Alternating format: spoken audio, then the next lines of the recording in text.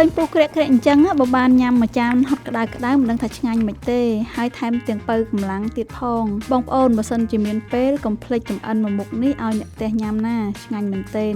អ្នកធ្វើការហត់អស់កម្លាំងអីហ្នឹងដាក់តែមួយចានទៅដឹងតែពេញចិត្តហ្មង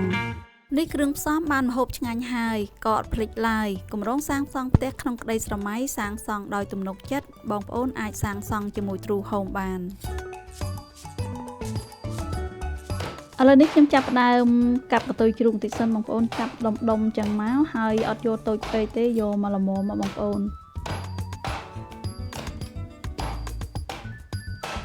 បន្តមកទៀតយើងត្រូវស្រុះទឹកបន្តិចសិនយើងស្រុះកន្ទុយជ្រូកបែបនេះដើម្បីឲ្យទឹកស៊ុបរបស់យើងថ្លាបានល្អហើយបំបត្តិក្លិនឆ្អាបរបស់ជ្រូកហើយនឹងជាតិឈាមកតិចឆ្អឹងដែលអត់ស្អាតហ្នឹងឲ្យជ្រះអស់បងប្អូនឥឡូវនេះបន្ទាប់ពីយើងស្រុះហើយយើងលើកទុកម្លាយតិចសិនមកបន្ទាប់ពីស្រុះកន្ទុយជ្រូកហើយខ្ញុំហាន់ខ្ទឹមខ្យល់បងប្អូនយកផ្នែកខាងគល់ហើយយើងហាន់កង់បែបហ្នឹងមកយើងទុកយកទឹកដាក់ក្នុងស៊ុបរបស់យើង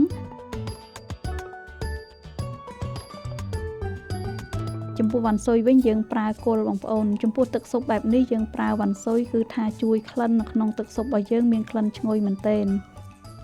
រួចហើយដាំខ្ទឹមបងប្អូនខ្ញុំរុំម្ដុំចឹងមកទុកដាក់ក្នុងទឹកស៊ុបហើយខ្ញីយើងដំឲ្យបាយចឹងមក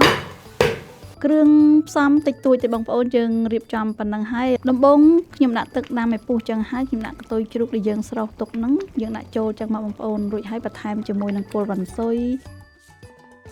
ខ្ទឹមខ្យល់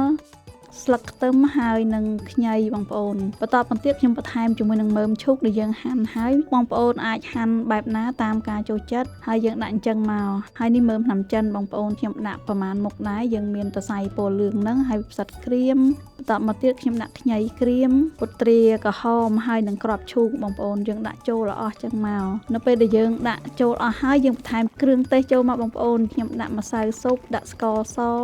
ទឹកស៊ីអ៊ីវហើយនឹងប្រេងខ្យងស៊ុបមើមឈូកមួយមុខនេះខ្ញុំអត់ប្រើទឹកត្រីទេបងប្អូនខ្ញុំប្រើគ្រឿងរឹតប៉ុណ្ណឹងមុខទេរួចហើយយើងដាក់ភ្លើងតិចៗមកបងប្អូនយើងរំងាស់ចោលរយៈពេលពី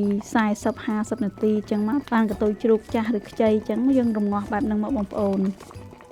សម្រាប់បងប្អូនដែលបានទស្សនា page ញ៉ាំយូរហើយតែអត់បាន like ឬក៏ follow page ញ៉ាំទេបងប្អូនកុំភ្លេចជួយ like follow page ញ៉ាំម្នាក់មួយផងណា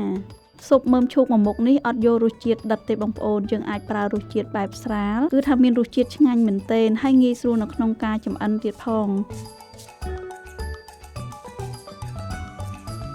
ឥឡូវរួចរាល់ហើយបងប្អូនឃើញថាងាយមែនទែនពីរបៀបចម្អិនហើយគ្រឿងផ្សំវិញក៏ងាយស្រួលរកដែរខ្ញុំរៀបចំដាក់ចានបែបនេះបងប្អូនហើយឃើញថាតំណងហើយឈ្ងុយពេលដែលយើងអត់ស្រួលខ្លួនឬក៏យើងមកពីធ្វើការហត់អីបងប្អូនអាចចម្អិនមួយមុខនេះញ៉ាំគឺថាបើកម្លាំងមានកម្លាំងតែម្ដងអញ្ចឹងសម្រាប់វីដេអូចម្អិនរបស់ខ្ញុំថ្ងៃនេះគឺមានតែប៉ុណ្្នឹងទេបងប្អូនកុំភ្លេចជួយ like share comment វីដេអូរបស់ខ្ញុំផងណាអរគុណ